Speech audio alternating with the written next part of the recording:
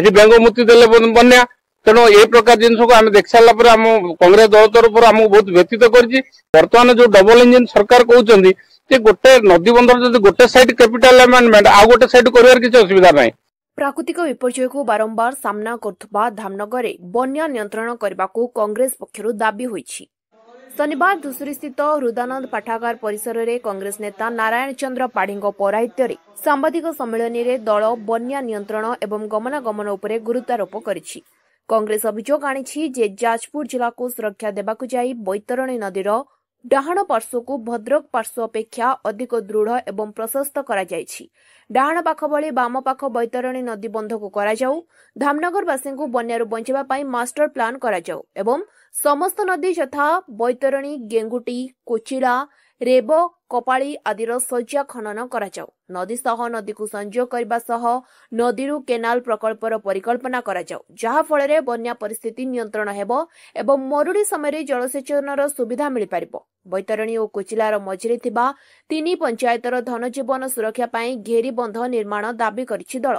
सेहीपरि अधा निर्माण रे अटकीथिबा भद्रक आखंडलमणि राज्य राजपथ कार्य तुरंत शेष करबा संगे संगे खराब अवस्था थिबा धामनगर अंचलर रास्ता निर्माण कार्य करबा पई कांग्रेस नेतृत्व दाबी करिसेंति। वरिष्ठ कांग्रेस नेता डॉक्टर विद्याधर जेना, वरिष्ठ आईनजीवी शशिभूषण पंडा, प्राक्तन सरपंच परमानंद सायंत प्रमुख सम्मेलन रे जोग दैथिले। गोटे नदीर उभय पार्श्व गोटे कैपिटल अमेंडमेंट गोटे ओई स्टैंडर्ड तो या अर्थ कौन मैंने जानी शुणी कि धामनगर वासी को दुखद भितर को विगत दिन में प्रशासन ठेलता एवं भी प्रशासन ठेलुची।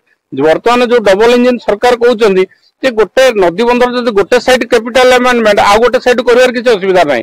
प्रथम तो नदी गर्भ को खनन करा जाऊ, नदी संयोगीकरण करा जाऊ एवं जोटी मन इच्छा रास्ता घाट करा टेक्निकल द्वारा जोटी पीएमजीएसवाई होची हमर आपत्ति नहीं, कारण रास्ता बिना गमनागमन में धामनगर उन्नति हो पारे किंतु कम से कम से जगह पोलो पोलो जो जगह पोलोर आवश्यकता अच्छी दिया जलर निष्कासन रास्ता दरकार।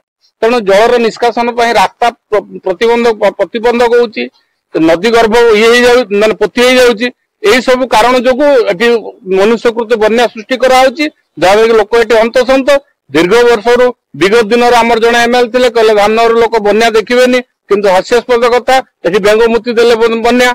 तेणु ए प्रकार जिनस को आम देख सारा पर आम कांग्रेस दल तरफ आमको बहुत व्यतीत करें चाहूँ तुरंत वर्तमान सरकार उभय सरकार सेंट्रल गवर्नमेंट ये गोटे लाइन पारालाल अच्छा काम कर किसी एमएलए सूर्य माने आमर जो मंत्री अच्छा किसी असुविधा हम ना। तो जपरी गोटे पाख कैपिटल अमेंडमेंट एवं बाम पार्श्वटा बाकी अच्छी कैपिटल अमेंडमेंट करा जाऊ सेटा आम सरकार पाखे दाबी करुचु। दाबी पूरण करा न जाए ताले आमे जते धामनगर माने इंटेलेक्चुअल अच्छी विभिन्न अपोजिशन पॉलिटिकल पार्टी अच्छी आम समस्त मिसिकी सरकार को एकता करेंगे राजरास्ता ओल्लेबे आंदोलन तीव्र भाव हम दरकार पड़े there is decision in the supreme court गोटे नदीर गोटे पाख के कैपिटल अमेंडमेंट हो पार ना तो आम आईन आश्रय ना बाध्य।